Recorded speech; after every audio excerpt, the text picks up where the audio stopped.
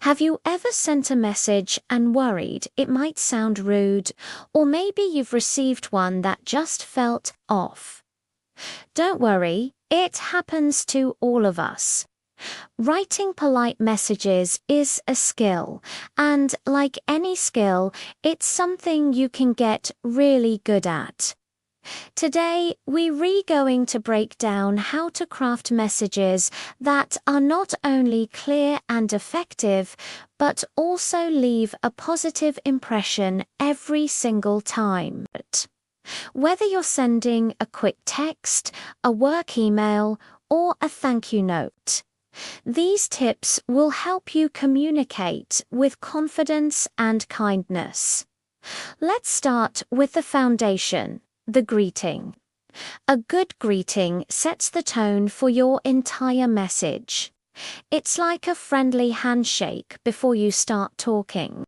For formal situations, like a professional email to a new contact. You can't go wrong with Dear Mr. Smith or Dear Dr. Evans if you know their first name and have a slightly more established relationship. Dear Jane is perfect. For more casual settings, a simple Hi Sarah or Hello Tom works beautifully.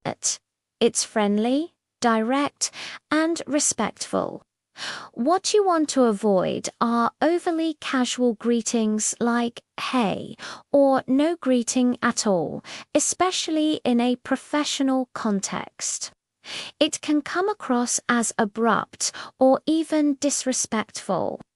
Taking just a few seconds to add a proper greeting shows you value the other person and their time.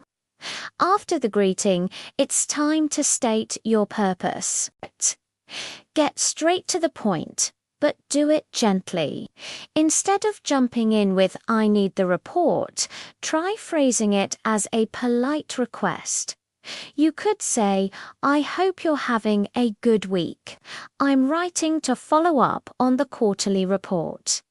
This little bit of warmth makes a huge difference.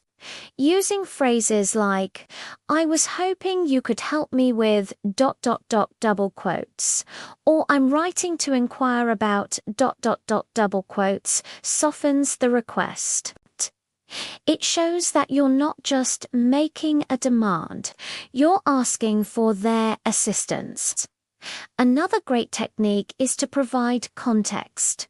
For example, instead of just, when is the meeting, you could say, I am just planning my schedule for next week and was wondering what time the marketing meeting is. This helps the other person understand why you're asking and makes them more willing to help. Now, let's talk about the magic words. Please and thank you. These might seem small, but they are incredibly powerful. Sprinkling them throughout your message adds a layer of politeness that can't be beat. For example, instead of send me the file, try could you please send me the file when you have a moment. See the difference? The first is a command. The second is a request. People respond much better to requests. And when someone does something for you, always say thank you. A simple thank you for your help. Or I really appreciate your time on this goes a long way. It acknowledges their effort and makes them feel valued. This is especially important in a thank you note. Be specific. Thank you so much for the beautiful gift. I've already found the perfect spot for it. This shows you're genuinely grateful. The tone of your message is crucial, and it's something that can easily get lost in translation in writing. Without face-to-face cues, your words have to do all the work. To maintain a positive tone, avoid using all caps, which can feel like you're shouting. Also, be mindful of your punctuation.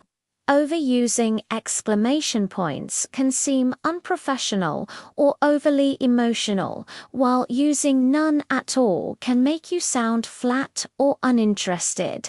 A single, well-placed exclamation point to show enthusiasm is fine, like "That's great news." But for the most part, a simple period does the job. Also, reread your message out loud before you send it. Does it sound like something you would say in a polite conversation? If it sounds harsh or demanding to your own ears, it will probably sound that way to the recipient, too. Finally, let's wrap it up with a good closing. Just like the greeting, the closing leaves a final impression. For formal emails, sincerely, best regards or kind regards are classic choices. They are professional and respectful. For something a little less formal, but still professional, you could use best or all the best. If you're writing to a friend or a close colleague, something like cheers or talk soon can work well. And of course, always sign off with your name. It sounds simple, but you'd be surprised how many people forget. A good closing provides a sense of completion to the conversation and ends things on a positive, friendly note. By combining a warm greeting, a polite request, a grateful tone, and a proper closing, you'll be writing messages that not only get things done, but also build stronger, more positive relationships. Thanks for watching.